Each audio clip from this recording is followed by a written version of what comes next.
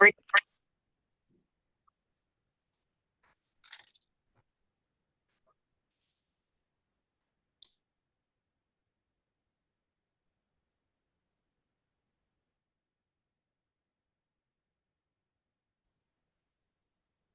everyone. Sorry, I'm making sure that we have everyone here. And do a quick head count for myself, but I will send you all the agenda and the updated 6-month report if you guys would like to have. All right, 1 second.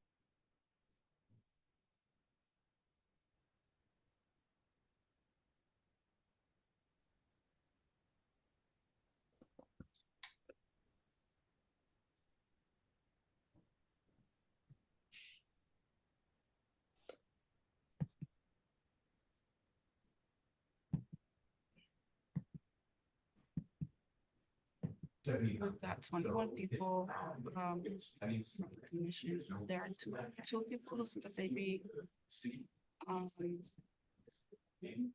coming in a little bit later. So just guess I don't want you guys to have to wait. So if you want, we can get started with some subcommittee updates. And then we can go up. Oh, David, great, amazing. It's so fun. It's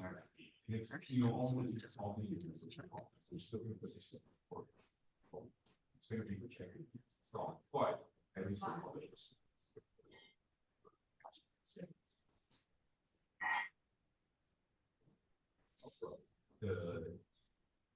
those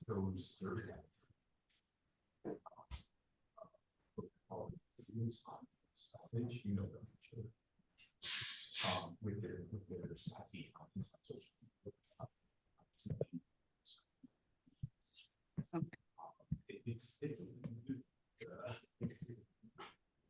okay. Yeah. I think we have 22. I'm sorry, I've been counting this whole time. It's kind of hard. I might be wrong. We might have let me just. Oh, so there we go. Now we have 23. Amazing. That makes me feel so much better. Okay, so thank everyone for being here. It's been 3 months since we last got together and we didn't have a quorum then, so I'm very excited that we have a quorum now. So we have a couple of things that we have to get through in terms of order of business. We're gonna do the chair vote that we weren't able to do last time in April. So the two people who are who have volunteered their time are Amanda Zettel, Charlestown Preservation Society, and Jean-Luc Perigue from NICOB, the North American Indian Center of Boston. Unfortunately, he couldn't be here today because his flight was changed, and so he's flying now instead of when he was supposed to be. But nonetheless, we're gonna put that through a vote. And then I don't know if you guys got a chance to look at the meeting minutes. It's okay if not, but we're supposed to approve that. It's okay if not. And then we'll do some subcommittee updates. And then it says any plans that need approval will vote for a vote, but I'm not sure if we're there yet. So I'm gonna launch the poll. If you are not on the commission, you can. I think there's an abstain section, so choose that, but make sure to choose both of them when you vote. Yeah. It's gross. And it's the guy that was the guys in the back, the neighbors in the back, they were ready to sue us. So we were getting okay. Yeah, but they were telling me still missing a couple of this project, and they're like, hell no, we don't want to live in a fire. And Yeah. Basically, the guys trying to say, we're missing, I think we're missing like 3. Can I see, are you able to mute the person who is having a meeting in their office? I think that's me, but yeah. Is it? Yeah, It's Hennessy, it's Nick. it is so Nick. Nick is very loud. He's like 4 desks over and you can still hear him. I can mute myself. Oh my gosh, I'm sorry, guys.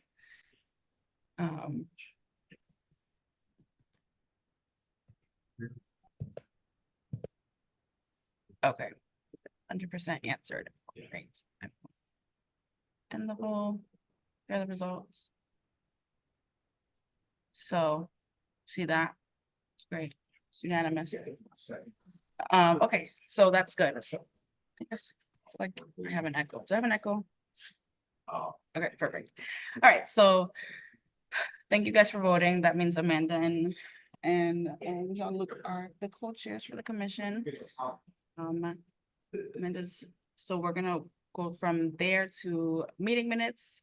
Oh, you know what it is. I think I'm on loud. Somebody over there is listening to me. That's why I can hear myself. Anyway, I know I sent it last minute, so I'm not sure if you guys were able to review it long enough to approve it. So up to you guys if you are okay with approving the meeting minutes, or what do you guys think? What problem? Yeah, okay, I'll put meeting, I'll send another form.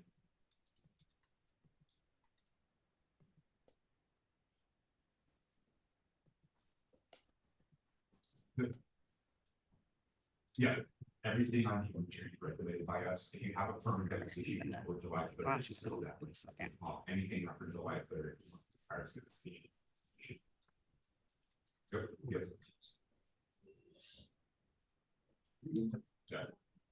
Yeah. Yeah.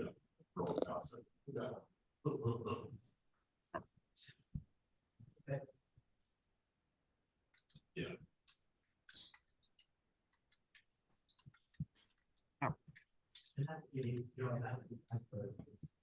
Oh, it won't let me launch it. So never mind. Okay, can you guys just give me a react thumbs up? Yeah, you can do whatever you want. So I can see. Do you want a motion to approve the minutes without? Yeah, I mean, we can do. I second. I'm also. Second. All right. Guys. All right, so then next on the agenda is subcommittee updates. Okay, I will edit that in. Thank you. Okay, so then the next thing on our agenda is subcommittee updates. And we have it in order for legislation and preservation tools, then timelines, archives and curricula, and events, exhibits and trails. So Lydia is gonna give an update on legislation and preservation tools, and I'm going to add any additional materials that you guys might need to know. Yeah, so legislation, preservation and tools, we have been having different guest speakers explain their processes. So we've been looking at squares and streets and Article 80 modernization, and a lot of it. And even prior to that, we had set some goals for ourselves as a committee. And I think that we have pretty wide-ranging discussions, but we keep coming back to the same goals and the same ideas, which is that we really need a survey, a city survey of historic resources. We think that maybe it would be beneficial to combine a citywide historic survey with a cultural resource survey or other types of survey that are under discussion in the city. We also feel that, preservation really has to be put right up front in these processes and should be an integral part of Article 80, not be kind of like a last check off when it's already kind of like a done deal. And you know, we've had a lot of discussion around the links between historic preservation and cultural vibrancy, cultural preservation, about the issues of like working against displacement of communities, and also that we need more research about why historic preservation is good for the local economy. Yeah, so those are some of the things we've discussed, and other people, please jump in.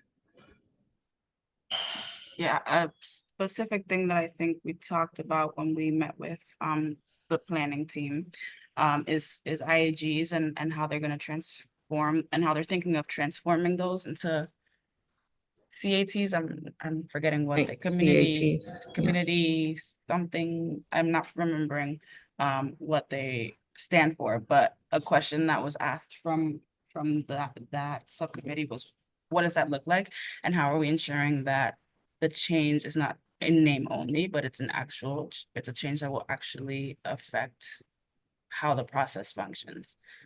So I think the next step that we identified was to create like a letter or like a write-up to send to the planning department and to the people who we talked to specifically about what we want to see when it comes to Article 80, because what we got from them was that it's very amorphous and it's still in the beginning stages of the planning.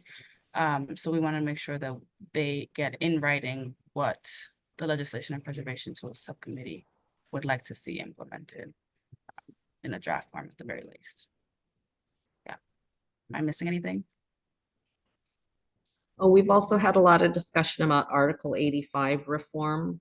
You know, there's a lot of consensus around extending the delay period, but also having that delay. Again, it comes back to this thing about being more integrated into other processes. And we've also talked about the importance of addressing demolition by delay. And, you know, are there certain regulatory things that the city can do to prevent that, you know, owners just deliberately letting properties get to that point? Yeah, and I think the final thing I will say is that we've identified other opportunities to work with other things in the city. So like afford additional dwelling units, office to housing, naturally occurring affordable housing, and mitigation, how we do mitigation for climate change and deconstruction ordinances and things like that. So I think we're talking a lot about how we can connect the things that we were tasked with doing to existing structures and existing projects. And I think that's it. I think that's, Yeah, so I think we have a lot of consensus in our discussions, but it's not really clear how we make those things happen.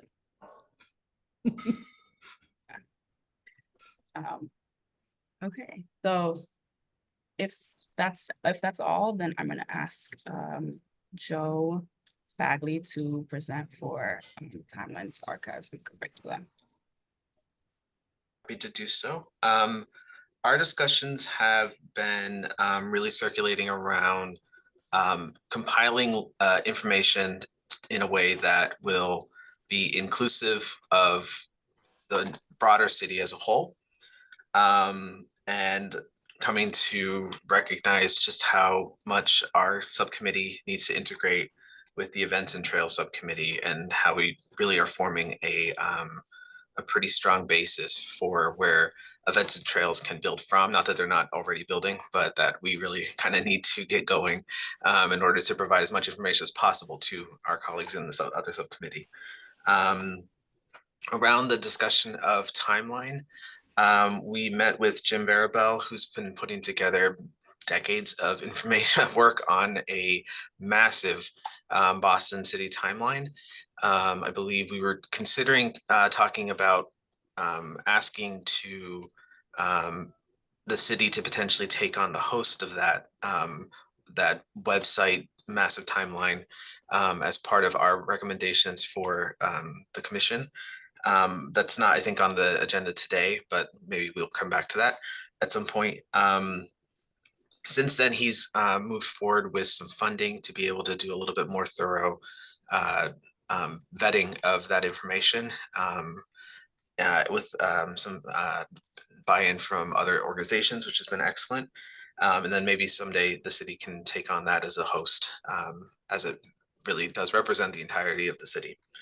The other thing that we've been working on recently is trying to build something that can be shared online, because we recognize the challenge of building from concepts that are non-visual and non-editable, such as creating a timeline of timelines and archives. And that in order to do that effectively, we really need to share that information out to other community members and other organizations. And in order to do that, we really need to have something online shareable that can be built from, that is essentially designed to open the doors to additional contributions in order to make it as thorough as possible, given the fact that our subcommittee is not representing all the options in the city of Boston. And then most recently, we met, I think it was this week or last week, to talk about some initial website designs. And I'm going to share my screen to show some draft versions of that, which will hopefully benefit the next subcommittee that's coming after us. And one of the things we've talked about is on the main Commemoration Commission website, adding 4 clickable tiles essentially that will look vertical and fill a phone screen as you're scrolling on web. Obviously, we're not going to be hosting information about starting a business in winter in Boston, but we can't make draft sites links work yet. But this would be the concept of 4 separate pages, one for essentially our timeline, one for events, one for trails, and then the last one for archives. That's not what you're seeing, but that's what you'll be getting down the road.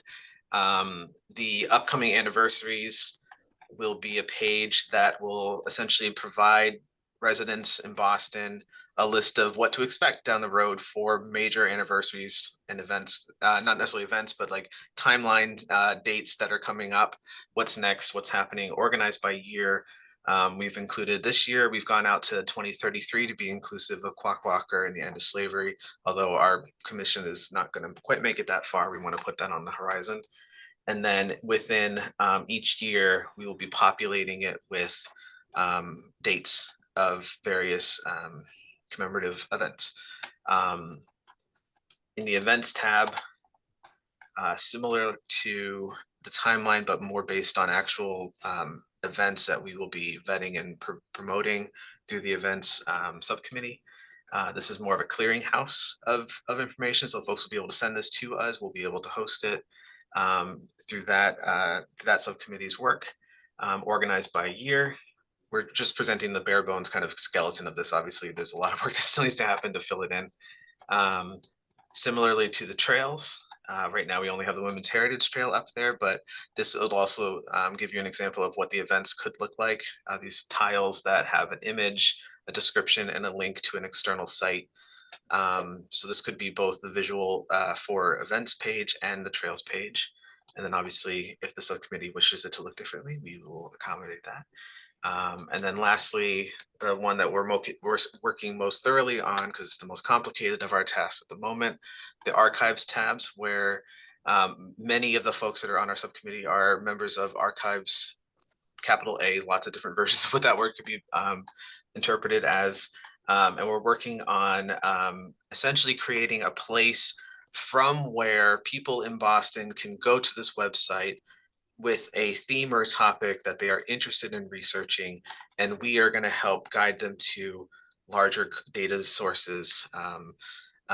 One of the initial goals is to compile a complete, as complete as we can get it, list of archives with open hours in Boston.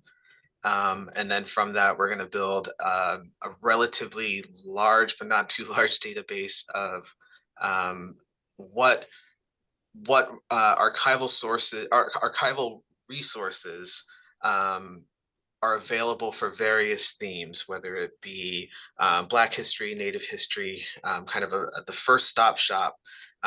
We used a metaphor of the concierge desk at the entrance to a very large building, where you would come to the building as a person in Boston and say, I want to learn about this related to commemoration. And we will be that next step where the person at the desk says, okay, you want to go to Northeastern, you want to go to NACOP, you want to go to Chisney, you want to go to Boston Public Library, City Archives, that kind of thing. And that'll hopefully help folks who are just getting going on their research be able to quickly connect to resources, because many, including many folks in the non-research field that are just getting into this, are not aware of the reality of archives having specific topics, neighborhoods, thematic research collections that would be ideal for research. Just for using an example, Northeastern with Roxbury, for example. So that's what we hope to be, kind of a bit of a mini matchmaker guidepost for initial research in Boston. And I will stop sharing.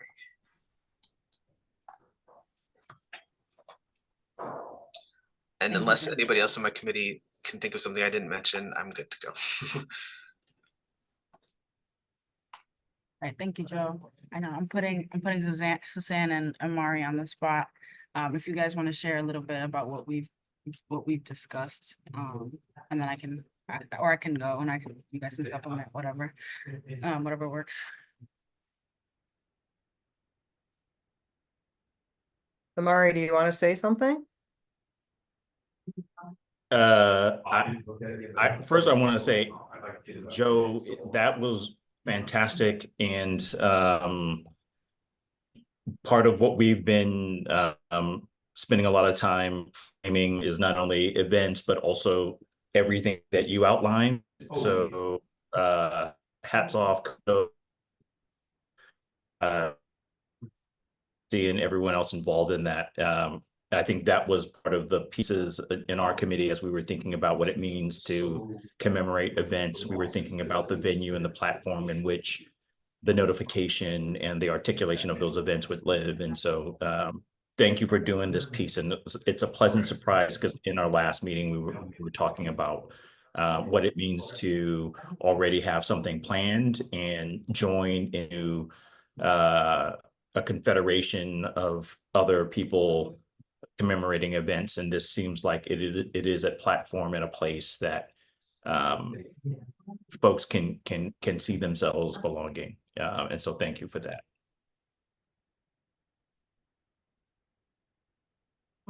So I can talk a little bit about what the Events, Exhibits, and Trails Subcommittee has been discussing. I think number one that we've been talking about that keeps coming up is branding, and how we are thinking of branding ourselves and what that would look like. That's one thing. I definitely think we've also been talking about how to do civic engagement.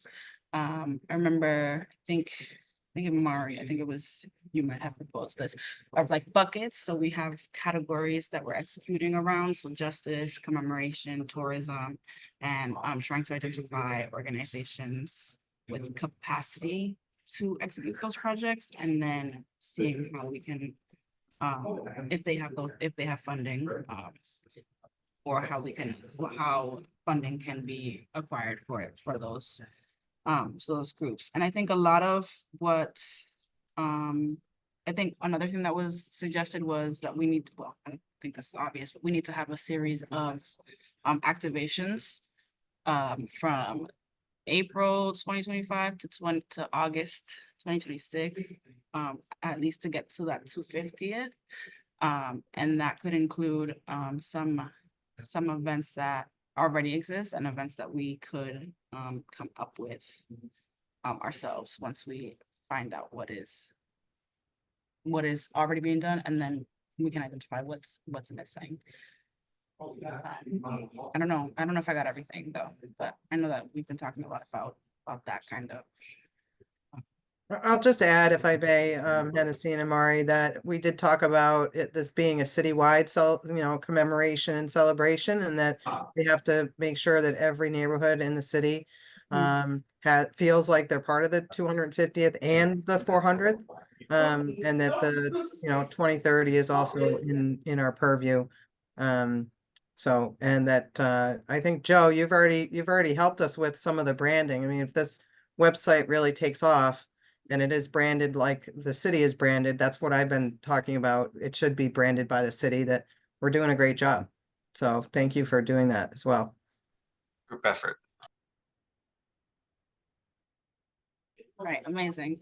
I don't, it says any plans that need approval shall go for a vote. Amanda, I'll defer to you. I don't know that these plans need to. Yeah. I don't know. I'm not sure if that needs a vote or not. Yeah, I guess we could just do it for the sake of it. okay. Lydia asked, what's the best way or point to contribute? Oh, that's a good point. Joe, if you wanna. All right. Yeah, that's. I gotta read the question again, sorry. To contribute to this particular best point to contribute, participate, if not in that subcommittee. Got it. Sorry, I misread, Lydia, your question. Email me. I'll put my email in the chat, and I think all of our meetings are open to the public anyway, so anybody can join in. So I'll send that to you in a second. Okay, I mean, I don't know if legislation and preservation tool says anything that we need to put to a vote, or events, exhibits, and trails, but maybe the website for timelines, archives, and curricula. Let's see. All right, so I think I can launch it now. Let me know if you guys can see it. Next. Hennessy, should we ask about, should we consider a vote to proceed with some sort of request for the Boston timeline from Jim? I don't know, because Okay. I think that we haven't discussed it enough. We don't know Okay, that's fine. what Yeah. we're doing next. That's fair. Maybe for the next meeting, but you could, I know you brought it up a little bit, but you can expand on a little more on, he needs somebody to host. So yeah, the long and the short of it is that Jim has created essentially already. Should I wait till the vote has finished? I'm sorry. I don't wanna get No, ahead of- it's fine. It's Okay. finished. We're All good. right.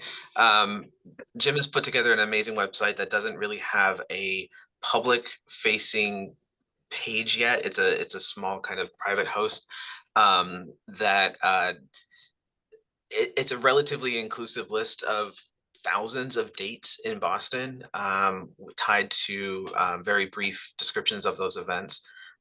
It's kind of overkill for what we're looking for the Commemoration Commission. However, it is something that we would take years to create if we tried to do it on our own. The idea was that it would make most sense for this page to be somehow hosted either by a large academic institution or by the city of Boston. And in many ways, the city of Boston makes sense. The mechanism of that is what would need to be figured out, or the options for that would need to be figured out. But I think it was for the meeting that didn't have quorum, the idea was that we were going to present a vote to recommend that the city of Boston be a host for this page. And I wish that we could share it in this meeting to get a broader view of it. But we received a pretty thorough presentation from Jim in our subcommittee. Yes, thank you, Jordana, for clarifying that that he does have private funding, and he is having it. The website is being run by Boston by Foot. I just got an email a couple days ago about joining some of the vetting processes. What was I gonna say? The question for us is, do we want to vote to recommend that the city take it on? An alternative to voting on that now is asking Jim to join a future commemoration meeting so that the folks that weren't in that subcommittee meeting can kind of see what this was or is. I don't have a preference one way or the other. I don't think that we can come back to the next meeting if we took a vote today with a website online. I think that's a big work in progress or a big project if we were to try to take that on, but it would give us the directive to recommend it. I agree with Joe. I mean, this is a phenomenal work. As many of you probably know his book, When in Boston, that he did about 20 years ago. And then since then he's continued updating it. And the website he's created allows you to search by topic, by neighborhood, by ethnic group, by date. And it's a tremendous resource that really does belong on, you know, for years it's just existed on his laptop. And I think it's an opportunity for the city really to do something with this. And he did get funding a couple of years ago from the legislature to actually have the BPL hosted, and that didn't work for a variety of reasons, which we don't need to discuss, but it's a tremendous resource and will be a tremendous resource. And he has done this work that this committee has been thinking, wait, how can we do this? How can we do this? And here someone's already done it. If I may add something, I'd like to agree. I like to say that I agree with Joe and Bob. This is already work that's already been done, and this would be our recommendation that the city host it. If the Timelines, Archives, and Curricula Committee is all in favor of it, then I would suggest that the other committees and the commissioners take their advice. I think if I may, because I was very familiar with this concept project and the data from, probably haven't had an update from Jim in over a year. I think there's no question about the value of the data and the concept. I would love to have the commission basically have a full update from Jim on the funding model and what's needed. Because then we'd all be informed about what the needs are today. And I certainly know that if we're making a recommendation, understanding what the funding needs and implications are at the same time, not that we have to have them in hand, but we should at least understand what those are before taking a vote.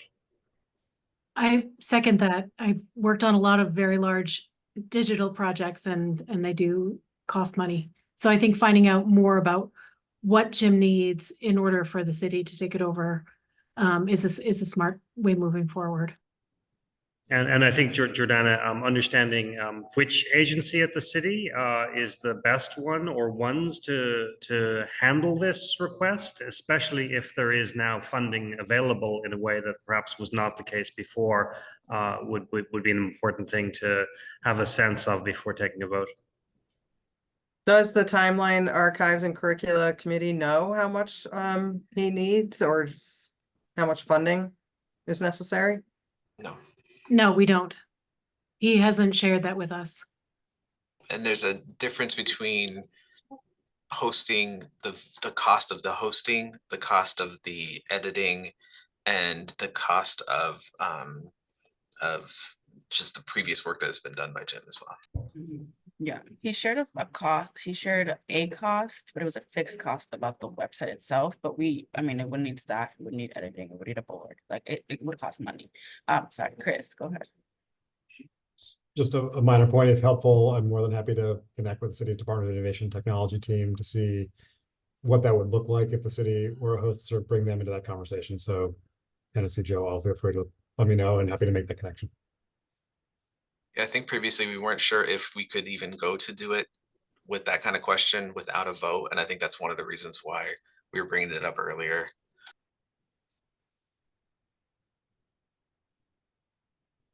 Well, I think it certainly could make sense to do the vote to get initial conversations from Do It and initial budgets. If I'm not sure we need a vote for that, but it seems like it is the logical next step. I wouldn't think that we need a vote for that, since it would just be something that I'm myself, Joe, I could look into 100%. and then. Especially if there's a verbal consensus among us as the commission members that it's worth exploring at the next step. I think honestly that's good enough to be in the minutes.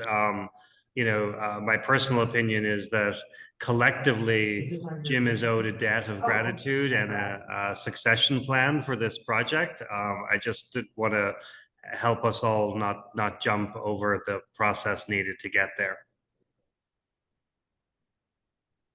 Would people be interested in inviting Jim to the larger commission meeting?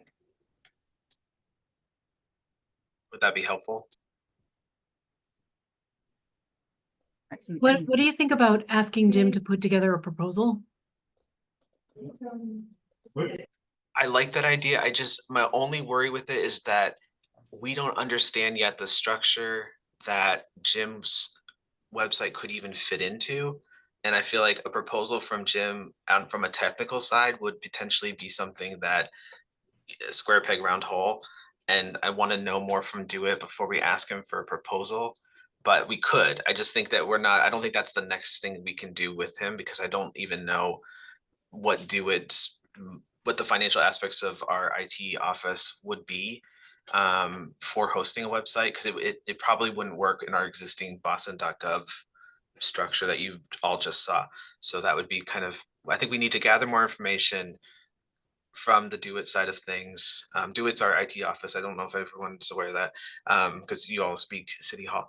And then we can go back to Jim with an update on our end, and then ask him to put together a proposal within that kind of framework, and then bring them back to everybody. And then in the meantime, I can provide updates on that to our subcommittee and to the larger subcommittee as we kind of go forward on that, if that works. Suzanne? Sorry.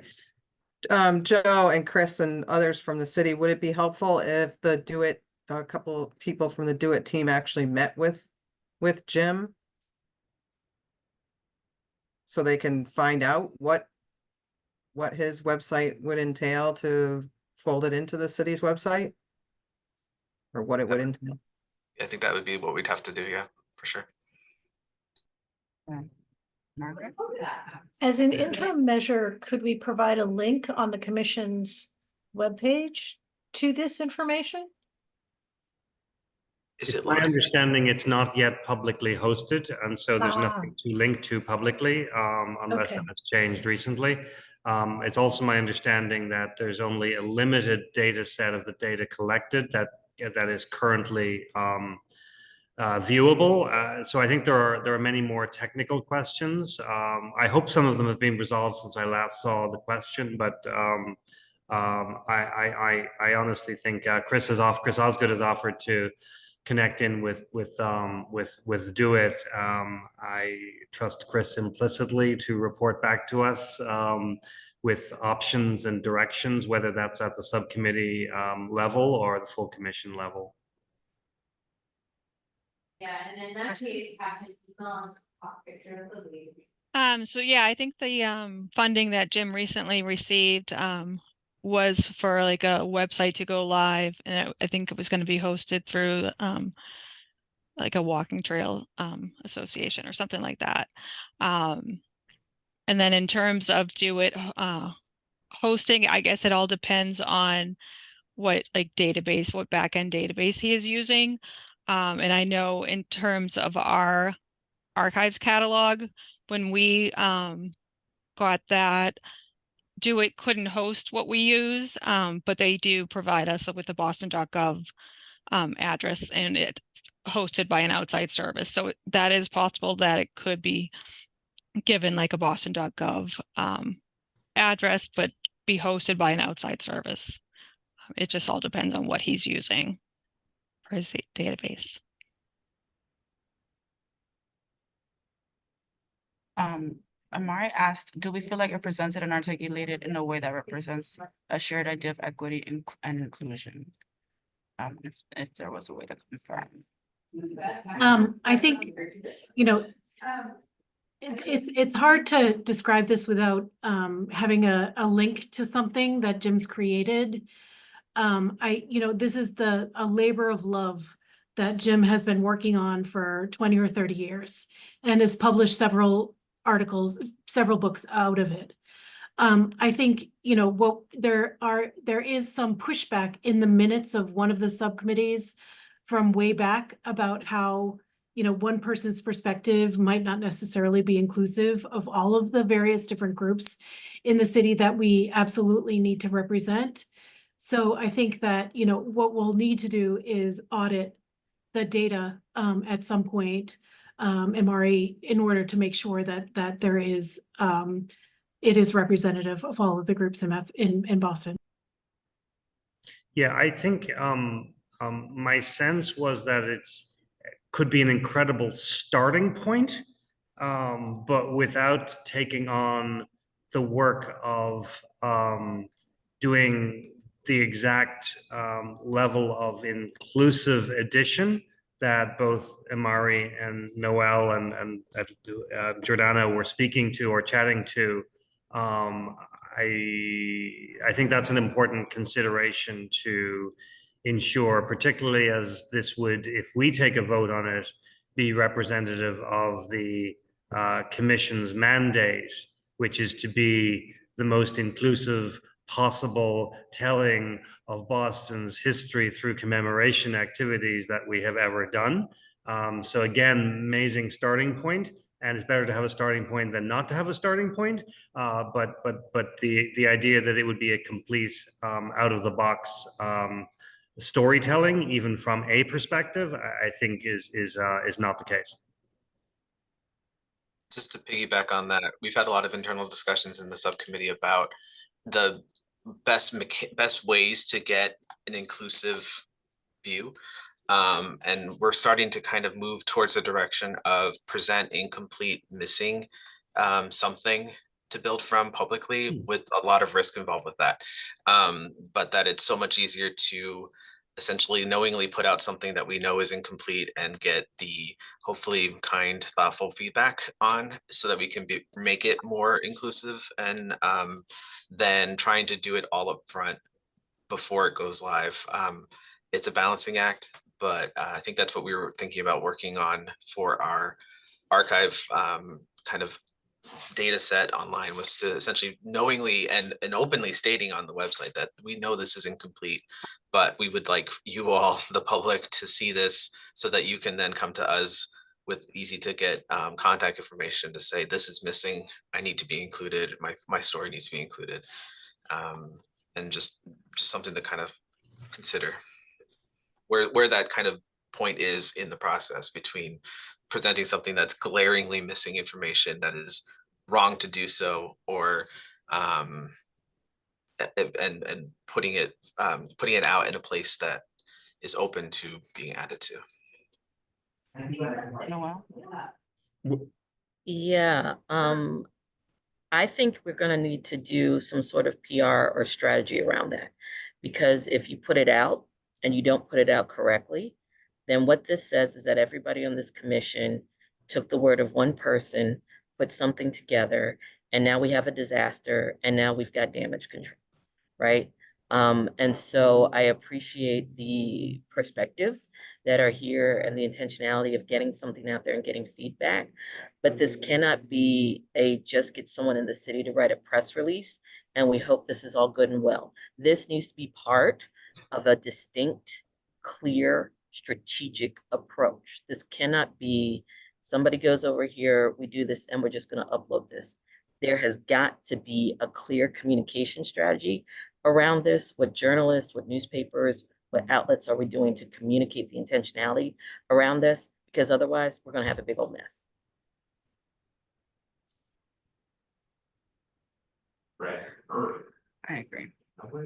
Yeah, I was thinking the same thing, and the opportunity for this to be a counter storytelling project as the part of the commemoration, which would for us to consider thinking about it intentionally and building all the parameters, the potential research parameters to make this a counter narrative, counter storytelling project, with this being a basis for which counter stories can be included in both some sort of chronological, sequential, or epic frame for counter stories to be included, counter narratives to be included with this potential timeline. And it could be possible with just the idea of a single story, having never looked at it, and understanding the reputation and the respect and the labor that went into this, but also, you know, wanting the opportunity to ensure that if we're stamping an endorsement as a commission, that we have an opportunity to contextualize it.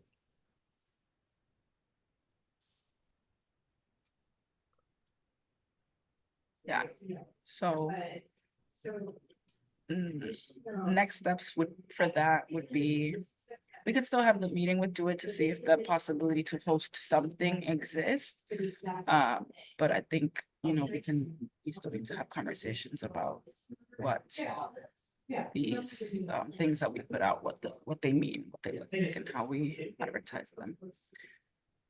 So if you guys are okay to move on, let me know. So then, and we'll start on the 6-month report, because I do want you guys to review that.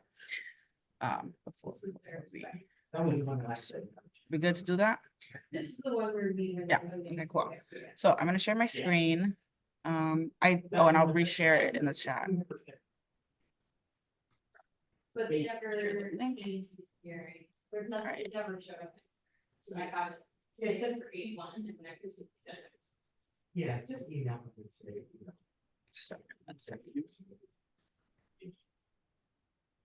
All right, there we go.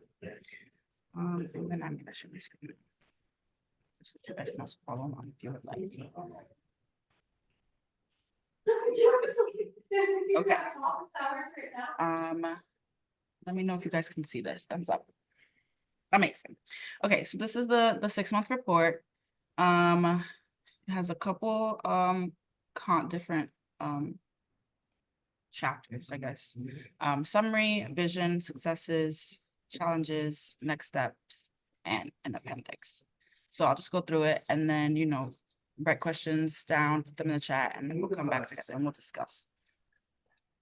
All right, so for the summary, I just give an update.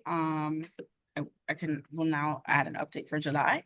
So I just talk about basics. So there's 44 members, 30 have been appointed, and 14 are ex officio. We had our first meeting on January 16th. It was introductory. We had a quorum. The next meeting was on April 30th. It didn't have a quorum, so we couldn't vote for a chair. And then I will, after this, include that we've had our third meeting. We're able to chair, and I'll put any other updates that should go there. For the subcommittees, I talk about similar things. So Events, Exhibits, and Trails has 15 members. For ex officio, eight members attend regularly, which is great. That's quorum. It has recently seen a drop in attendance by appointed members. You guys are busy people. So Timelines, Archives, and Curricula has 15 members, 5 are ex officio, 9 attend regularly, and this subcommittee does have the strongest attendance. Legislation and Preservation Tools has 14. Of the 14, 6 are ex officio, 7 members attend regularly. It has seen the largest amount of turnover, with 1 appointed member expressing intent to leave and 3 ex officio members leaving the city. So 3 staff do have alternates and designees, so it hasn't been too bad of a transition, but this subcommittee does struggle the most with consistent attendance from ex officio members. All right, so the vision. So it has a mission statement and the goals, and I think it outlines a lot of what we've been talking about. So the mission statement is as follows. The commission exists to affirm that our diverse, intertwined community histories are of great value to the city of Boston. That historical tourism should be a driver of true shared prosperity. That inclusive and honest historical memory is a crucial public good worthy of attention and resources. And that communities all over the city should have the tools and resources to research, preserve, acknowledge, and celebrate their history. The purpose of the Commemoration Commission is to highlight the importance of historic and cultural preservation of Boston. Like the Office of the Boston Bicentennial, the Commemoration Commission was created to reflect on our histories and pour into the mechanisms to support, protect, and boost history. unlike the Office of the Boston Bicentennial, the Commemoration Commission was created with the express purpose of uncovering blind spots, dealing with both noble and oppressive legacies, and connecting current Bostonians with the histories, ideologies, and truths that mattered enough to shape the past and to shape the present. The creation of the Office of Historic Preservation and the Commemoration Commission affirms the purpose for its existence matters, and that the execution of the plans created by the commission will not only matter, but will have the opportunity to shape the future of our city. And then I go to the goals that the commission has. I do it by subcommittee. So for events, exhibits, and trails, we've talked about having a website, Boston specific 250th and 400 branding, a marker / plaque commemoration program. So 250 plaques or 250 markers for 250 and 400 for 400. That also includes digital markers, digital maps, and digital guides for tourists.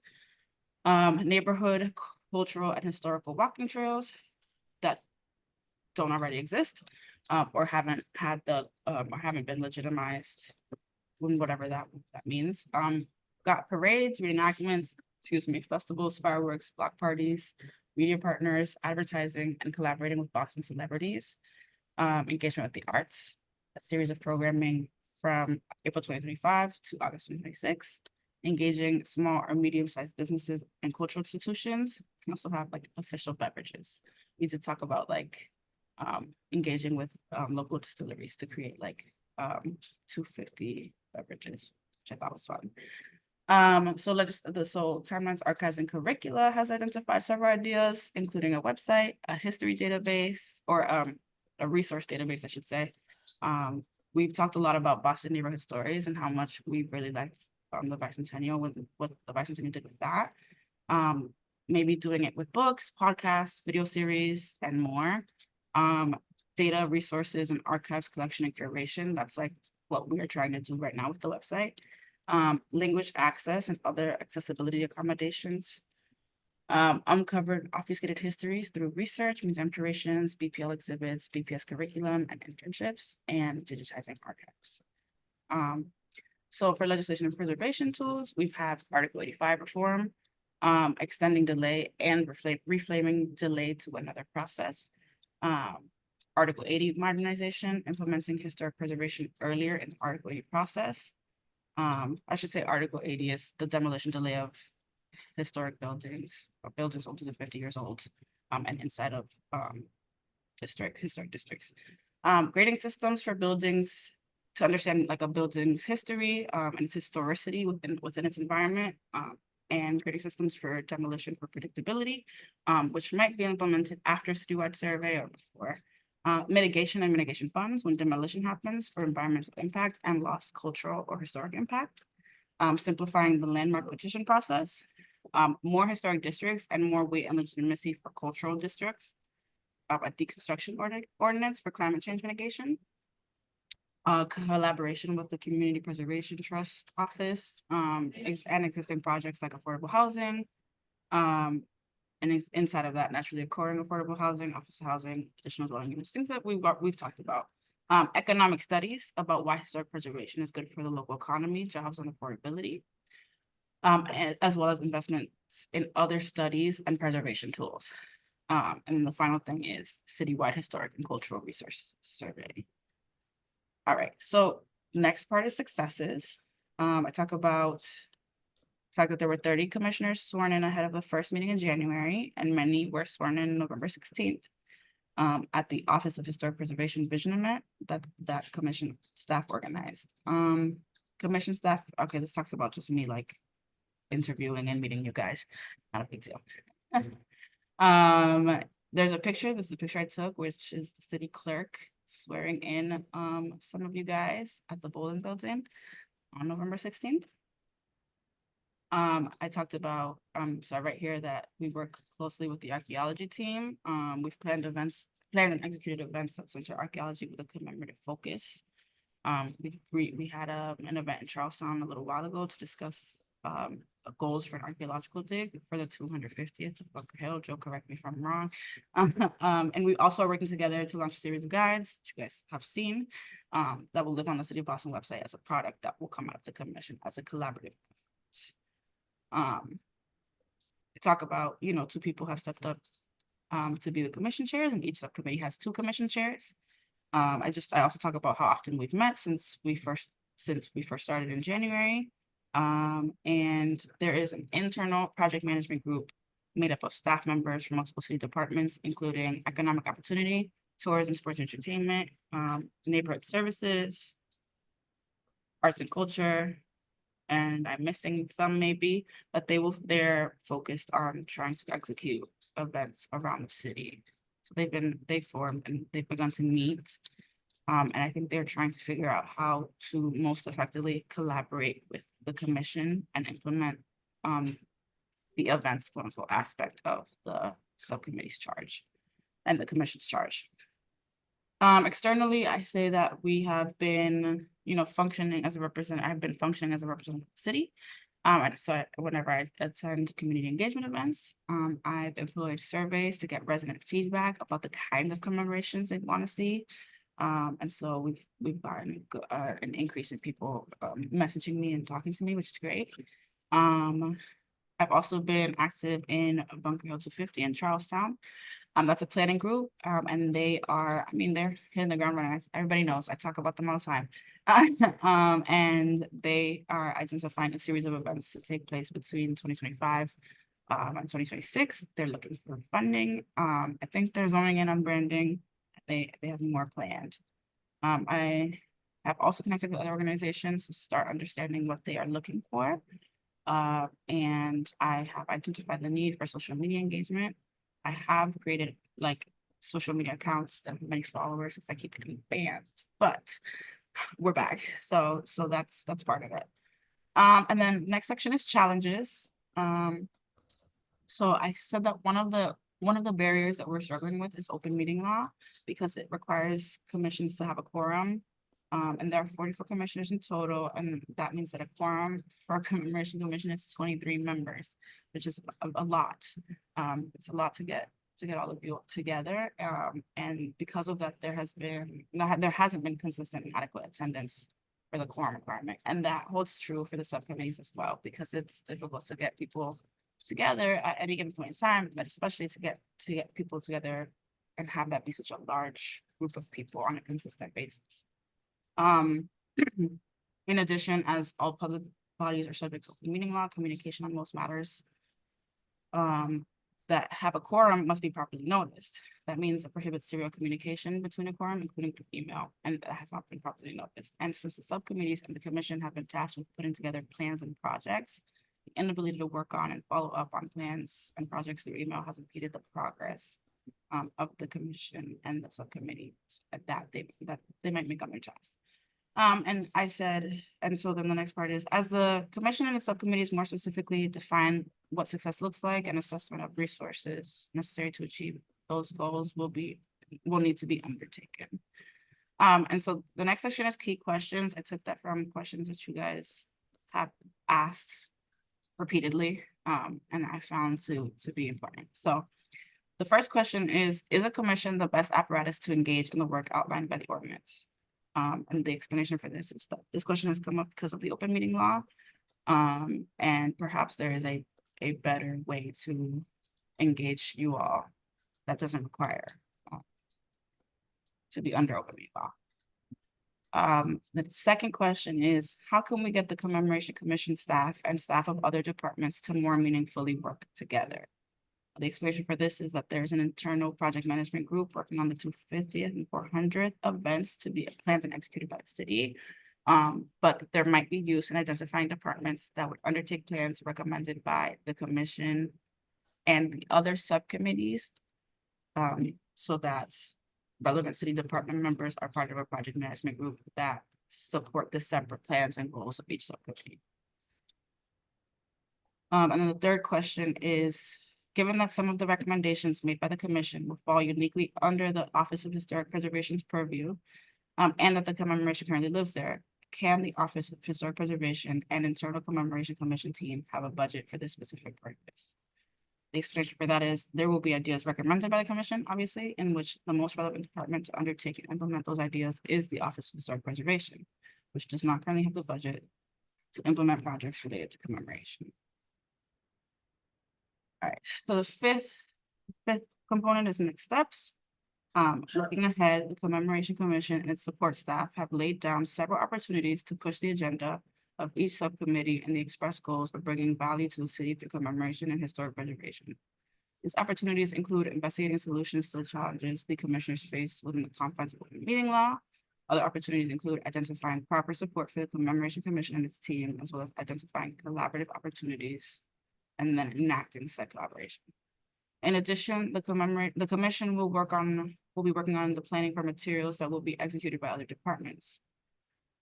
So it will be working on materials that will be categorized and publicized as functioning under the Commemoration Commission, Office of Historic Preservation, and affiliated departments. Since many residents have identified the Commemoration Commission team as a starting place to express interest in commemorative activities, there is hope that social media will be useful in promoting the Commemoration Commission, significant anniversaries, and other important commemorative undertakings and projects to a larger audience. And then there's an appendix. It just has all of you guys listed, including the organizations that you are a part of. Because this exists in many iterations, but I figure it's never bad to continue to include this. Yeah, we have.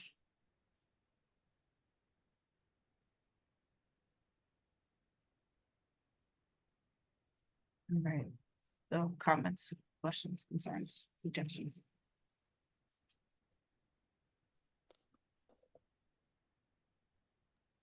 Thank you, Hennessy, for putting all this together. Yeah, of course.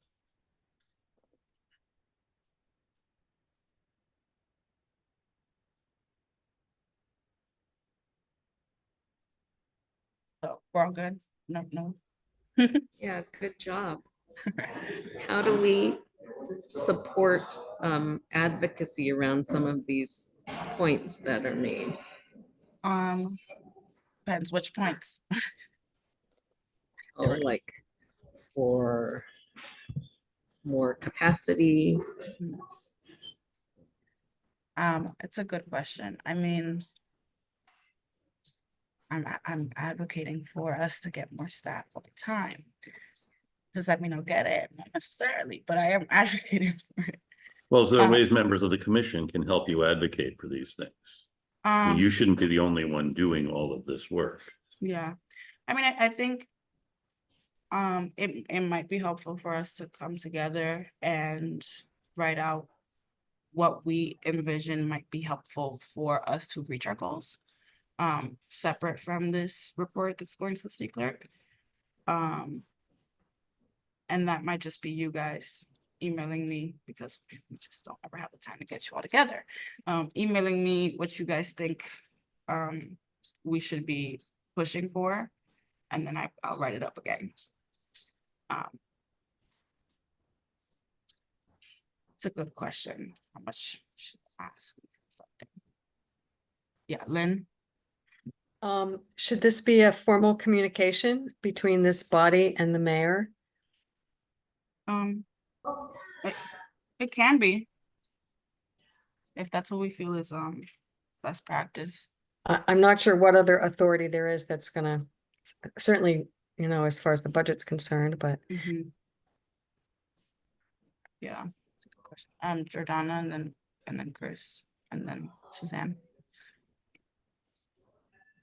I looked at the legislation recently, and it's a little bit unclear about whether or not there is 2 positions or 2 part-time positions or 2 full-time positions. And I remember reading that in the beginning, when Kenzie was in the process of writing the legislation, and remember being confused by it even back then. So, you know, I mean, is there a way that we as a commission can push that forward? So it's not just you on your lonesome? I think we can really lean on the bad math, because it says the equivalent of 2 full-time staff. And then what it adds up to when they say 1 person for this, 1 person for this, is they say 1 half-time and 1 half-time, and that only adds up to 1, which I guess would be me. But you can lean on the fact that it says 2, the equivalent of 2 full-time. Yeah, I think. Tricky. Great. Yeah, so I mean, if there's anything that we as a commission can do to push that forward, then please let us know how we can be helpful for that. Yeah. And the other thing that we talked about in our subcommittee meeting was you know, all of the changes in historic preservation and how that's a challenge for you and also for the commission. And, you know, I just wanted to make sure that that was on the record of, you know, when Murray Miller left and also when Mariama White Hammond left, Hammond White, and, you know, having, you know, a sort of leadership vacuum in the commission has been a challenge for the commission itself and also for you. Let's see if you want to speak and then add a little bit to that. So, I mean, sort of in some ways built on Joanne's point, which I think there's sort of two separate pieces, but Hennessy, all please feel free to correct me on that. This one is sort of how we support the commission overall. And I think Hennessy, we can think about, and happy to work with you, Chief Sweat, others to think about how we can do that. There's a separate piece, which is how we implement the recommendations of the commission. And I think for that set of work, which I think is similar to perhaps one of the comments in the chat, I think we need to sort of identify, and maybe this has already been done, here's the projects that we want to do them well, here's the budget that would take, which I think would sort of help us think about how we then marshal the resources to do this work. This is my first commission meeting, so I may be very off on that but I think those are two slightly separate pieces, both of which I appreciate need some attention. I can get back to that a little bit after Suzanne and Chelsea.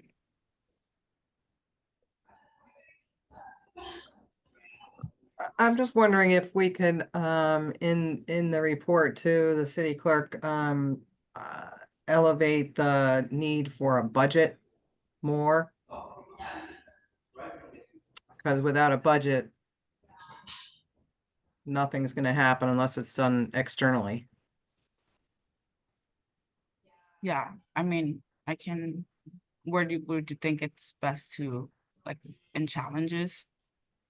Or let's see. Under maybe even the key questions. It's not. I mean, I think that I don't want to speak for all the commissioners, but what I've heard along the way consistently is that there needs to be a budget. And so you mean separate from the third one that's talking about the Commemoration Commission team having a budget for things that have things that the commission does that has a purview? Or do you mean like the Commemoration Commission needs to have a budget to execute? No, the city needs to have a budget to execute any of the activities that the city will be executing. Yeah, like a commemoration, like a 250 specific something. I mean, even putting signage up on city light poles takes money.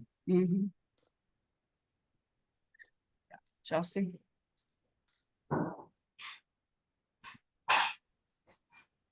Oh, Chelsea, I can't hear you.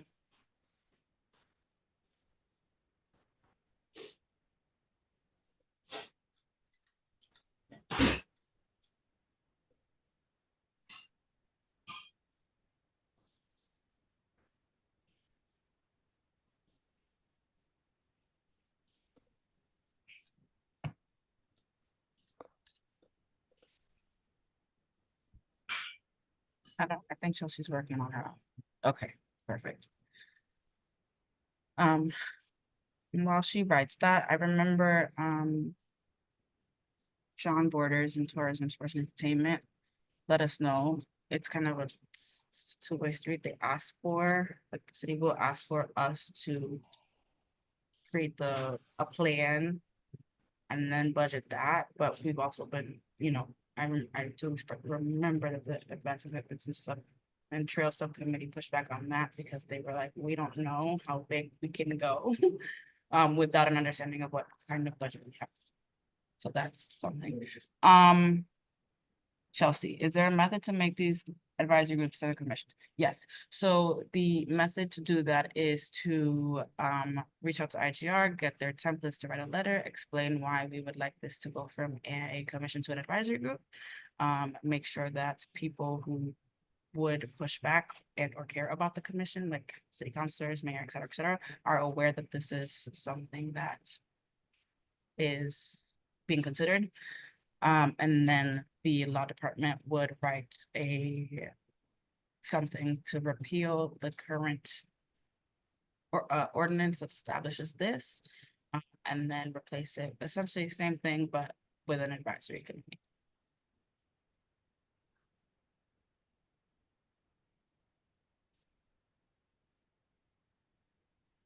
It would fix the open meeting law issues and then the quorum issues that we're having. Yeah, and I have talked to the chief and to the law department about this, so it is a viable option. But Chris, if you want.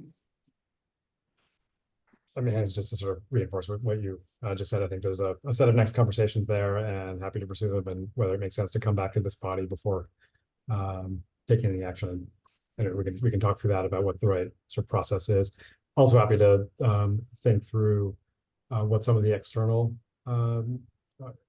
funding might look like for this. Again, I think I'm looking at a screen of people who have done far more fundraising than I ever have, and mindful of that. But I do think that as some of these really powerful ideas crystallize, I think it gives us an ability to be able to go pursue potentially external funding from foundations or other locations. And Hennessy, all happy to sort of connect some dots with the city team on that. Great. Noel?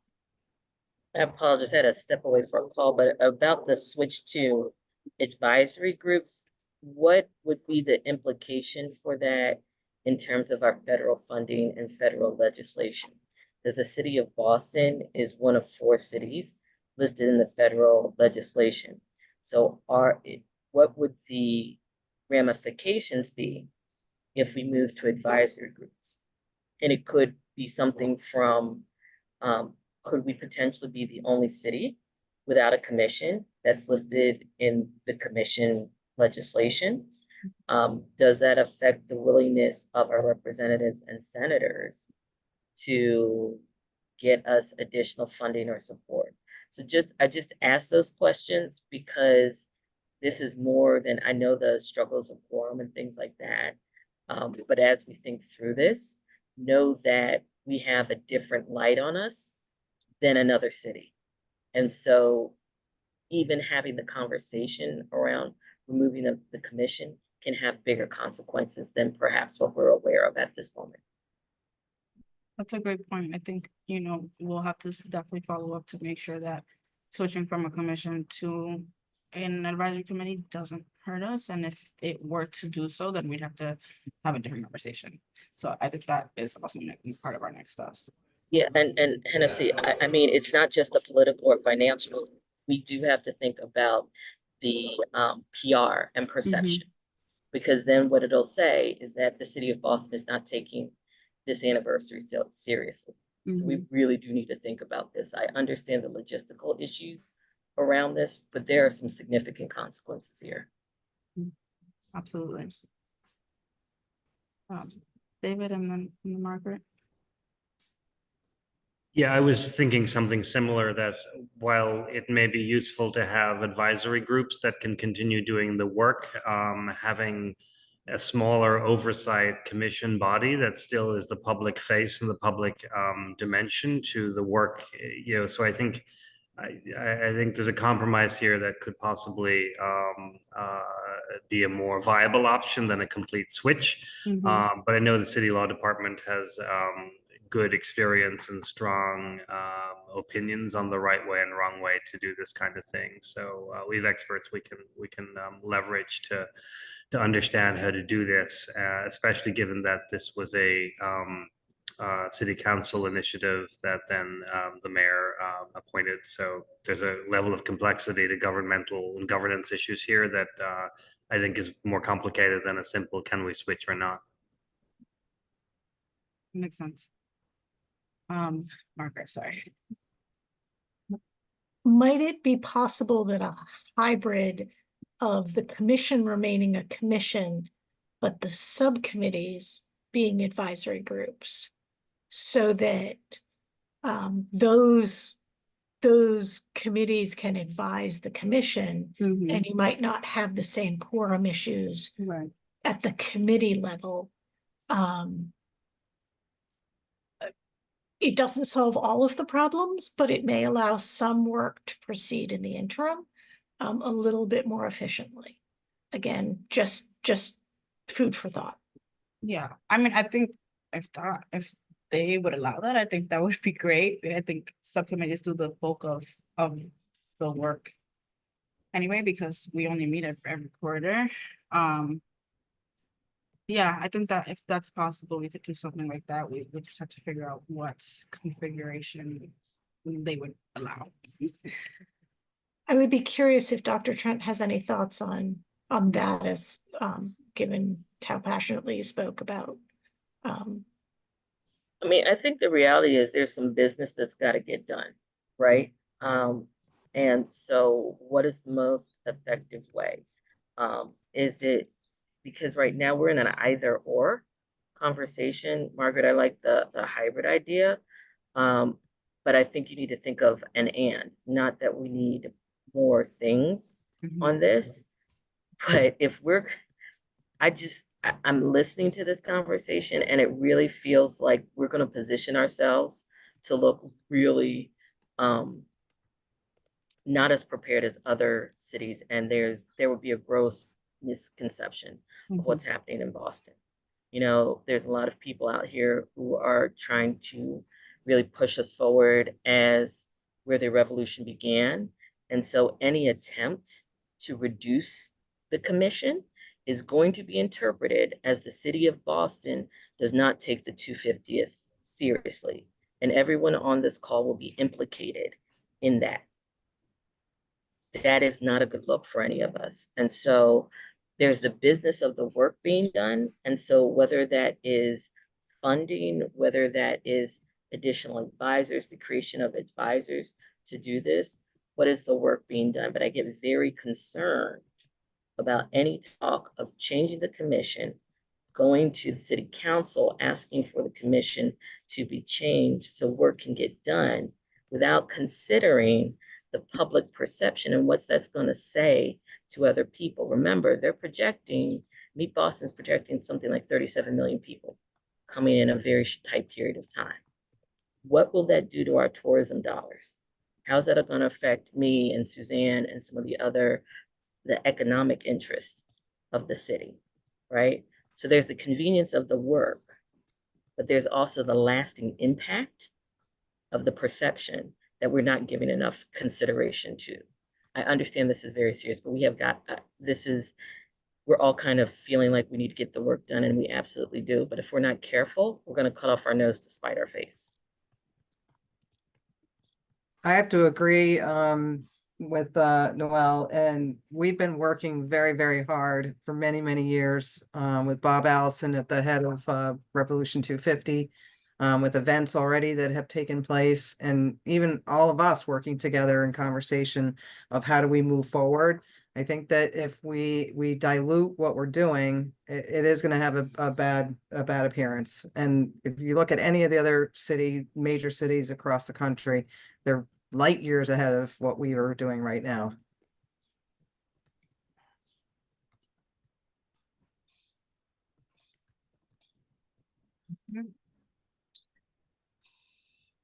So, all right, so we'll pause on that, on changing it. And potentially the conversation is not necessarily about changing the commission, but the best ways to provide support to the commission so that we can actually we can actually create a plan for the city to execute.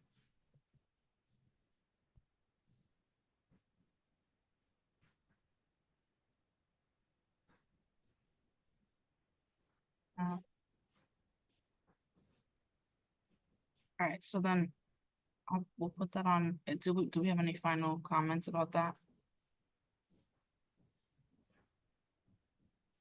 Okay. Because if not, I think this kind of transitions into essentially what we're talking about, best practices, establishing themes and goals, and discussing stakeholders.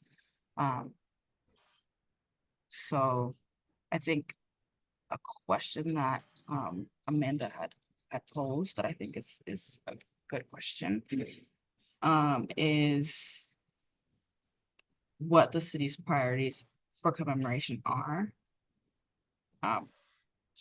Like knowing what needs to be commemorated and determining the tools that we have in the city to commemorate those things. So that's one thing, but I think what are the I can goals? elaborate a little bit, Hennessy, if Yes, you'd yeah, like me to. that'd be great. You know, we're officially charged with, you know, developing and executing a plan to mark upcoming historical anniversaries, right? And it named two things specifically, which is, I'll butcher this, I'm sure, Sesquicentennial 250 and 400th anniversary of Boston.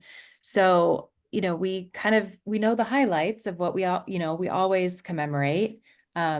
So I think it would really help to sort of establish that framework so we could say, you know, these are the upcoming historical anniversaries that we need to commemorate, right?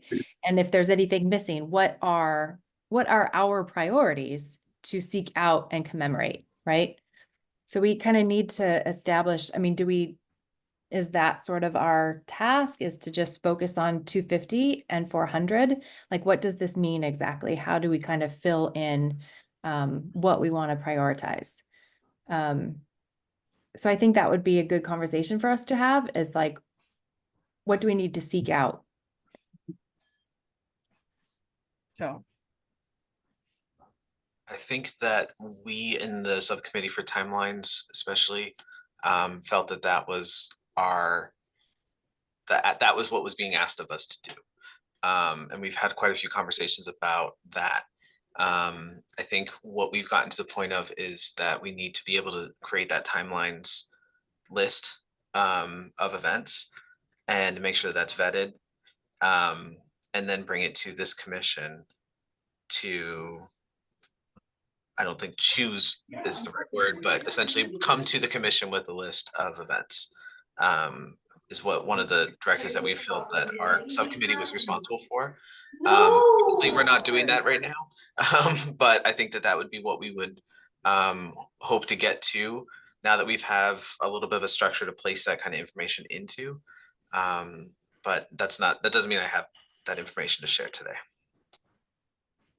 The other thing I was kind of thinking about when we were talking about the, you know, when in Boston timeline is that if we sort of flip the narrative on that and say, you know, we propose that the city of Boston create a framework, you know, technology that will house this type of thing.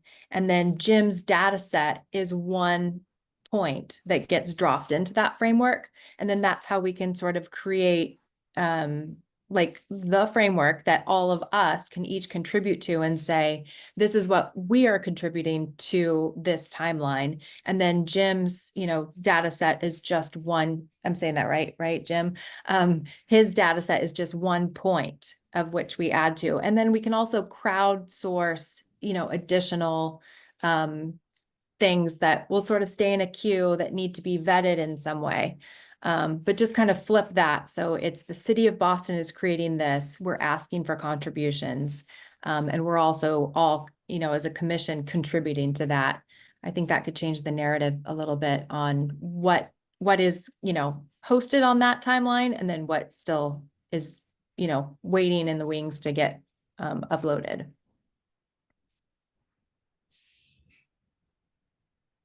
I also want to just flag that it's 3:30. We have 30 minutes left.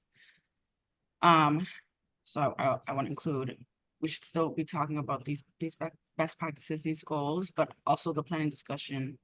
I'll include it as well in this discussion. It's about beginning proposals if we're there. We also might not be. Two relevant departments and stakeholders to begin working with us and creating an outline of the plan, or at least figuring out who's missing, who needs to be in our planning. And then what questions should this commission be asking as we do commemoration? And what are the benchmarks and timelines for the planning process? I think that might be the benchmarks and timelines for this planning process might be the most important thing that we take out of this meeting. If our goal is to start, let's say if we're just doing Bear 250, rah rah America revolution, right? Then right, our first date would be what, if I'm not mistaken, April 18th, 2025? Or is it right? Actually, okay, this is all happening next year, and there are groups in different communities already at work planning these things, Mhm. okay? I know Charlestown has lots of things happening in June of 2025. That's the 250th anniversary of the Battle of Bunker Hill. Mhm. East Boston, Chelsea, and Revere, people in the communities are working together to plan reenactments of the Battle of Chelsea Creek. Big event that happened in May of 2025.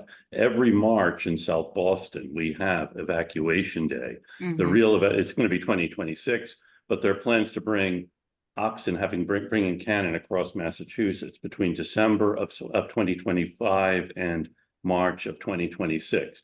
So we have been talking about the frameworks for this commission while these other groups have been working without any city support. From my standpoint, the critical thing we need to do is get the mayor on board with this.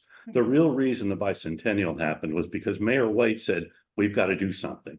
As Noel said, we are being left behind. Philadelphia is cleaning our clock in terms of tourism, historical tourism. Every other cities recognize the importance of this. Boston really hasn't. We have the stuff, and this is our opportunity to show it off. So yeah, things are going to happen whether this commission ever issues a report or not.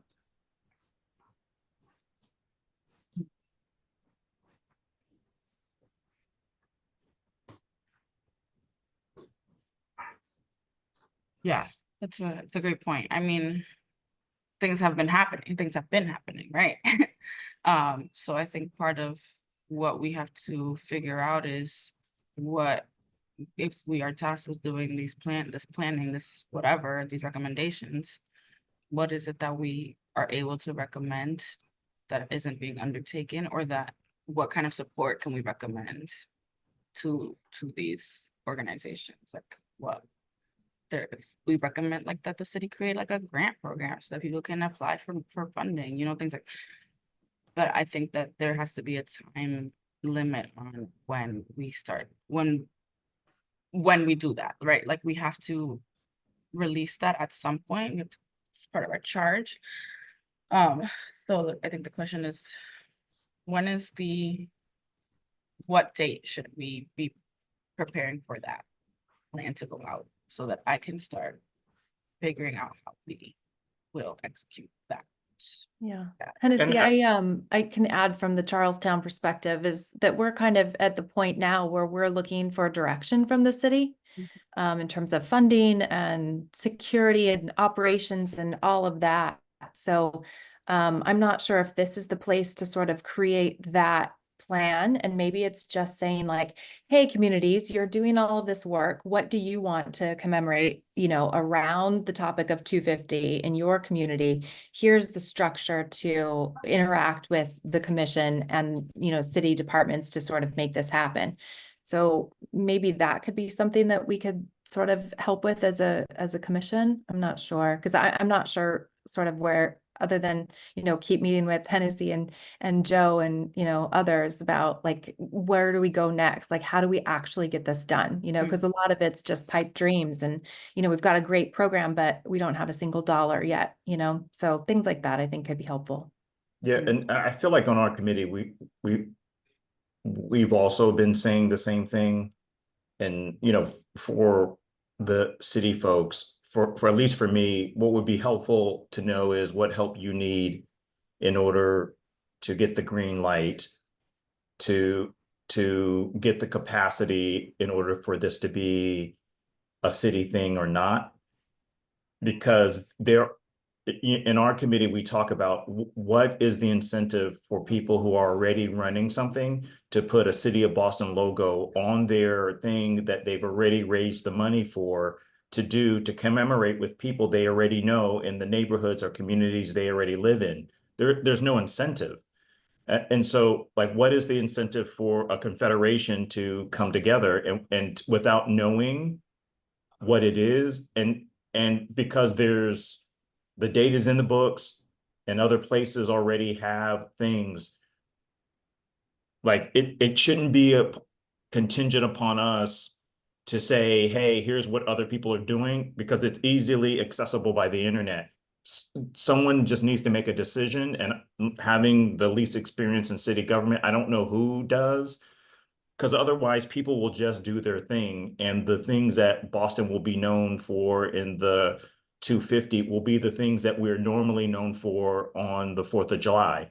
And so there'll be no difference. Hopefully if that's what happens, those things will be fantastic so that Boston doesn't look embarrassed when there's 8 World Cup games and tall ships.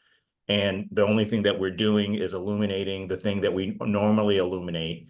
So I couldn't agree more. We have to stop meeting if we're going to keep doing this. Let's stop. And if people are not been coming to meetings, it's because we've been coming to meetings and saying this, and then we spend the meeting having the same conversation around what capacity that everyone on here knows that we already need, because other places have already done it, and it's either not coming or not. And so, like, I don't know the budget. I don't know the timeline. So someone should say, here's when we'll have a budget to decide, here's the 5 people from the city that'll be on this or not. Otherwise, we're going to keep having these same conversations in meetings, and then people will do work and it'll just sit there. And if I'm sounding frustrated, it's just because every meeting we have the same conversation. And there are things happening in communities of color who are raising money to do these things. I'm not sure what I would say to them as someone on this commission to say, you should put that logo on your thing that you've already raised the money for and have already built community to do it, because we just haven't done it. And we have a lot of good ideas to try to shortcut a solution that, I think half of us, 100% of us are not sure that, that's the right way, but given the fact that there is nothing, we feel compelled to go with things. So I don't know, I feel like I'm talking a lot and I'll stop, but I just want to echo this underlying desire to be helpful and to provide you and others capacity so that this could be something. Go, and then Noel, and then I'll read Chelsea's comment. Oh, and then Chris. It's similar to what Chelsea put in the chat, but to somewhat answer Mari's question with the timeline, I think we have to go out this in 2 different paths, because one of those paths is FY25 budget has been passed. That goes through June 31st. I would love to know if there's any option for funding anything that's going to happen before the end of June next year, because that is inclusive of the occupation of the beginning of the siege of Boston and Charlestown, everything.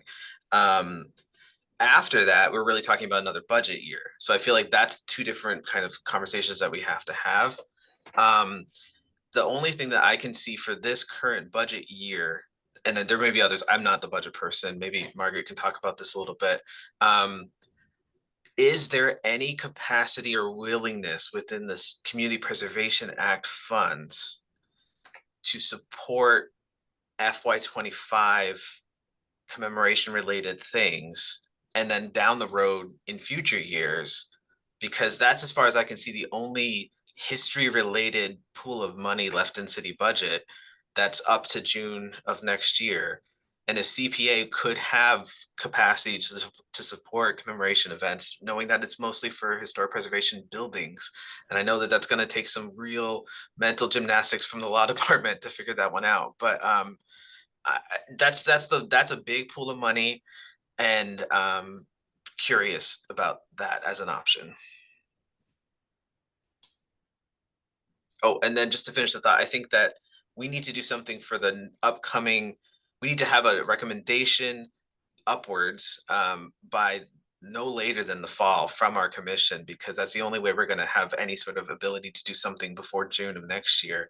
But that needs to come with like, and we're also going to be putting forth a longer list of recommendations down the road. But I think we need to do something really soon for the FY25 budget year.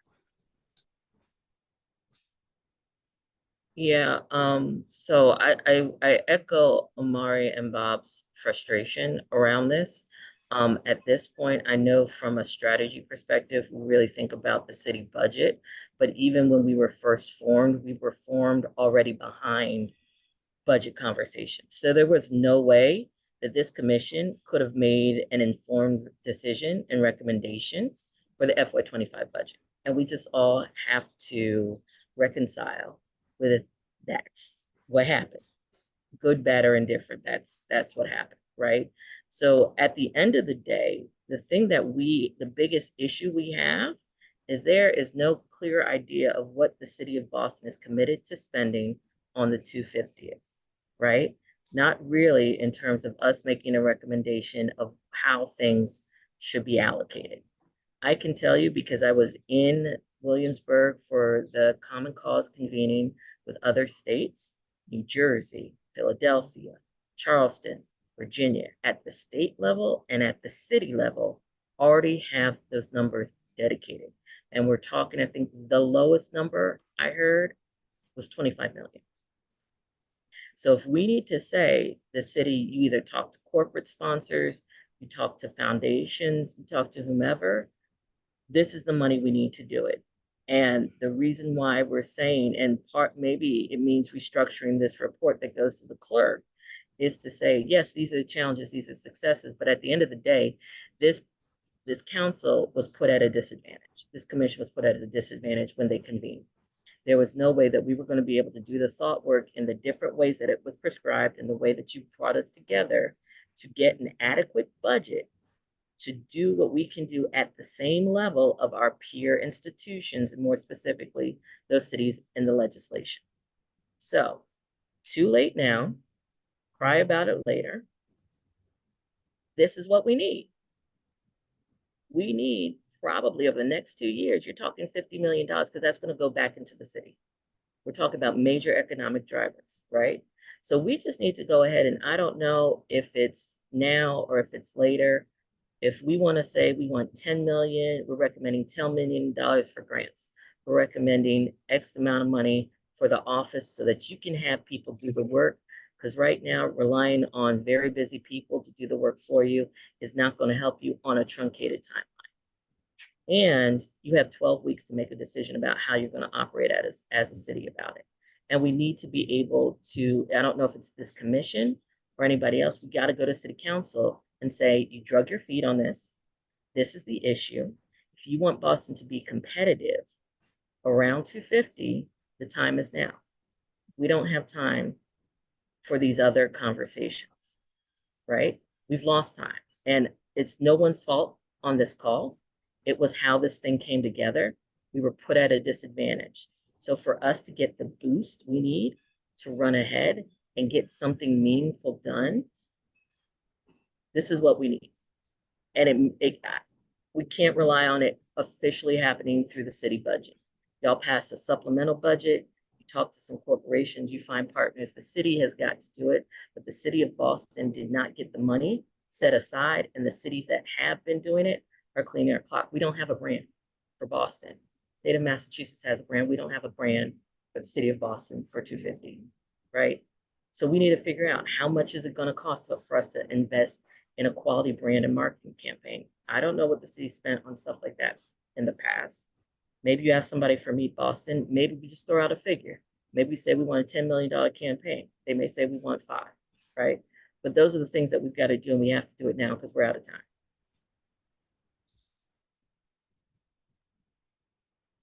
First. So just thinking about some next steps then, I think there is, I think it is I'm happy to Hennessy work with you and think about what we might be able to do within the context of the FY25 budget, which, as folks are probably aware, but essentially runs from July 1 of this year through June 30th of next year.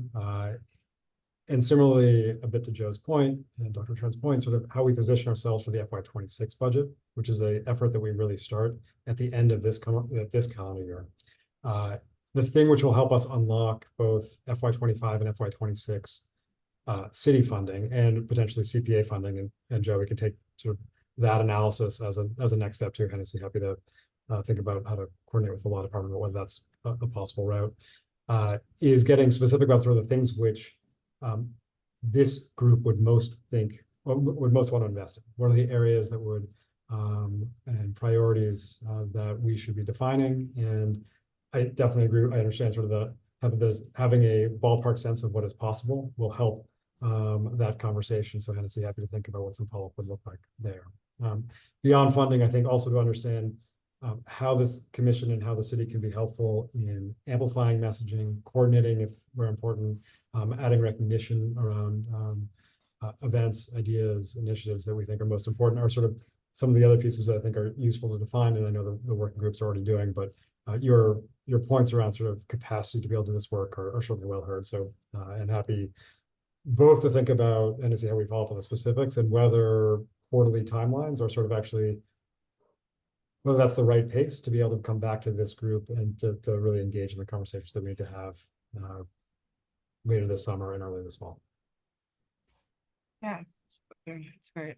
So Chelsea's question in the chat, can the commission vote to ask for funding from the city treasury or budget department? I mean, yes.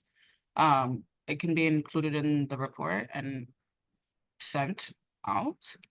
And because the report is going out at the end in less than a week. So I think there's an existing structure for it to be sent out and have the urgency there. I know that Murray did ask for a budget for 2025. He asked for $260,000. Don't know. I don't know what happened. I assume nothing. But yeah. So I don't know that there is a chance to ask for that. But I also would like to connect with the Office of Economic Opportunity and Tourism, Sports, and Entertainment, because neither of them are here, because they would be the people who, if they are going to be serious about doing commemorative events, they would be the department that would help us with the funding. It seems like a good idea to start now for the 2026 budget and, checking in with that office. I mean, what about the commission writing a letter to the mayor? Because I think that in addition to the city budget allocation, somebody should be raising money from the private sector.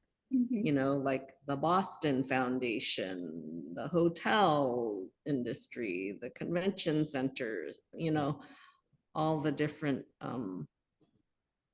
players. And that's not going to be us, I think, but maybe we need to give a political push to make sure that that gets taken on.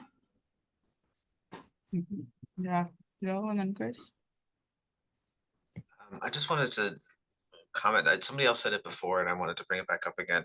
I feel like the best function for this group here would be essentially making recommendations for allocation of funds, because I'm all for arts and tourism and culture and any of the other branches of city government coming up with some of these ideas. My worry is that those things need to be vetted through the lens of diversity and inclusion. And I feel like that's what this group is really going to be great at doing, is to make sure that any of the resources that are coming out are viewed or distributed equitably. And it would be ideal if that was basically all we did. I mean, I think even the website that I poked at, I think that's useful information to folks, but I really feel like we should be the ones making sure that money is doled out appropriately. And that's what I thought the function of the committee commission would be back when it was being proposed as legislation, is to just be like the city's group of concerned folks who are going to vet the process and make sure that all the money doesn't go just to one or two things, and that anything that is distributed has all of our concerns built into it. But again, that's not possible without a pool of money. Instead, we're doing things like making timelines and websites about archives. But can that be something that we become? Obviously, we would need money to do that, but is that something we can then structure ourselves to be?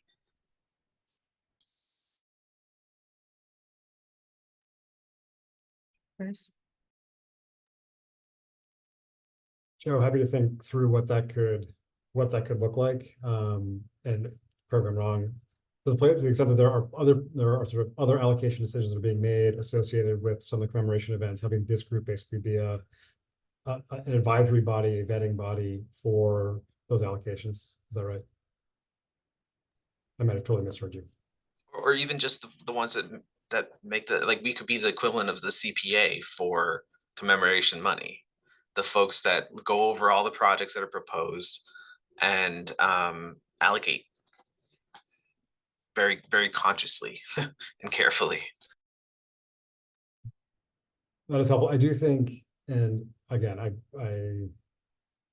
am here sort of in this meeting really representing Chief Sweat, and I'm somewhat new to this process itself.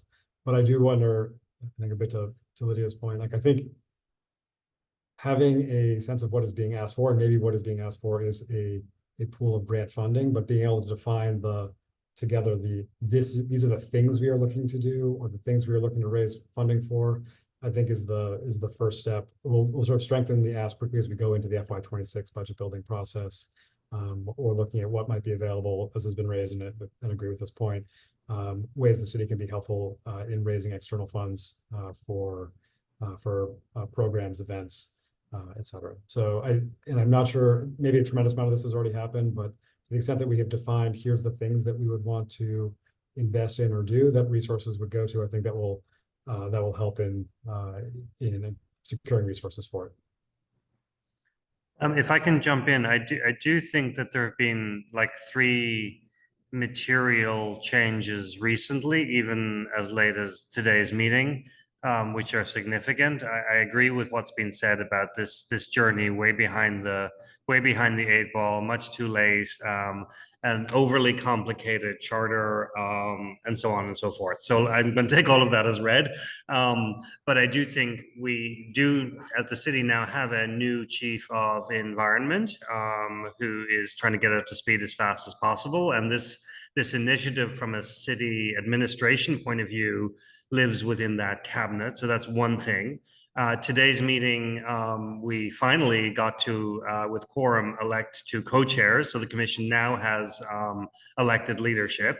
And with all of your work there and Hennessy's coordination, there is now a written report that begins to articulate some of the things that are actually necessary for Boston to even have a shot at having a successful commemoration. So honestly, I think the most important thing that happens next is that all of that gets put in front of city stakeholders. And I'm hearing from Chris, Joe, and Hennessy in particular, and I'll lend my own voice, the commitment to do that, so that we can put more, I think, guardrails as a city around what we actually want and how best to respectfully engage all of you who are volunteering or giving of your time and energy and passion and history to make this possibly work. So I think we are at a very good inflection point, but to everybody else's point, I agree with, we've got to deliver within the next few weeks, or we're just spiraling and not going anywhere. So I'll ask what would it take to change our enabling legislation? I outlined it for the advisory committee because it was like simpler. I think it might take a little bit more than just meeting with stakeholders and then writing a letter and then having the law department issue a appeal. I mean, that's the basic process, but it depends on what exactly we are trying to change. I mean, I assume that if, for example, we try to change it to be like what Joe was saying, how CPA works, I think that might be a little bit complicated. I would not assume that would be simple. Okay, so we have 5 minutes left. It's 4. It's about to be 4. I want to make sure that we leave with next steps. Obviously, I think my next steps are clear, but in general, I just want to make sure that we wrap up with what next steps look like for us, and maybe not for the commission at large, but for the city, the city group, city team. I mean, I know we've talked about potentially, sorry, no, all this stuff too. Just Hennessy, you said you think your next steps are clear. Would you or anyone else from the city just kind of restate for everybody so we're on the same page what you're identifying as the next steps for you? Because otherwise we're all going to be thinking different things. I should specify, I think my personal next steps are clear, not the city's. So I'm obviously gonna have to check in with Chris and with the new chief Brian about what, I mean, and I have already been doing so, but I think it's really urgent now to sit down and identify what exactly it is that this commission can do, and what it needs to be doing and how the city needs to be supporting it appropriately. That's one thing. Everything else on the side, like, sure, we'll have the meeting with Do It about Jim Bravo, whatever. But I think my express goal is obviously, I will review the report one more time. I will do a 3rd version, send that out if I need to, and that one can include what we've talked about in terms of needing a budget. I will do meeting minutes, obviously, because I think there's a lot we talked about that needs to be included. And if that needs to also be a letter to the mayor, it's on my to-do list, so we can figure that out. But that's what I have to do. I think that there is more that the city needs to do, which I think maybe Chris can speak a little bit more to, but yeah. I'm happy to, please, all, if I'm missing things, which I may be happy, just let me know. So I think there have been 3 different sets of conversations, maybe taking them sequentially, a set of conversations that were around the timeline project, a set of conversations around governance, a set of conversations essentially around capacity, funding, et cetera. On the first, my sense, what I heard was there's sort of these 3 different questions that we need to answer. Again, sequentially, there's a question of, is the timeline project something the city can host simply technically? I think that is the Do It conversation. Second, there is a question that I think this group raised, which is, if we can host it, or even if we can't, is it something that we should host or should endorse? And then I think there's a 3rd question, if the answer to that second one is yes, which is, if so, how do we then roll that out? So I think there's sort of 3 questions that are associated with the timeline project, which I think was sort of one of the first things we talked about. Then I think there's a set of governance questions, which I think my sense is there is a strong interest in further conversation around sort of structure of the Commemoration Commission, but potentially an interest in understanding what are the options for amending the structure of this body or its subcommittees. And I think, and my sense is, we are in no place around sort of consensus of whether that is something we should do, but some work which we can do of just being able to lay out what the process and what the options could be. And then there's a 3rd set of work, which is really around resources, which I think there's some tactical stuff that we can do, looking at things like the Community Preservation Act question that Joe raised, and I think laying out a little bit of a process of how we think about access to funds over the course of FY25, whether those are city funds or non-city funds, and then how we prep ourselves for the FY26 budget building process, which again really starts in earnest this fall. Those were sort of the 3 broad categories of things. I do think there is work that's sort of building on David's comments towards the end, that are really sort of build off the work, all the work which Hennessy has done, and the fact that with Amanda and with Jean-Luc, we have new co-chairs to think about how we make sure that we are moving forward on just the process and management of this commission overall. But those were some of my takeaways. I'm sure that I'm missing things. Margaret, I'm sure I missed something already off the top, so please feel free to add what I want to try.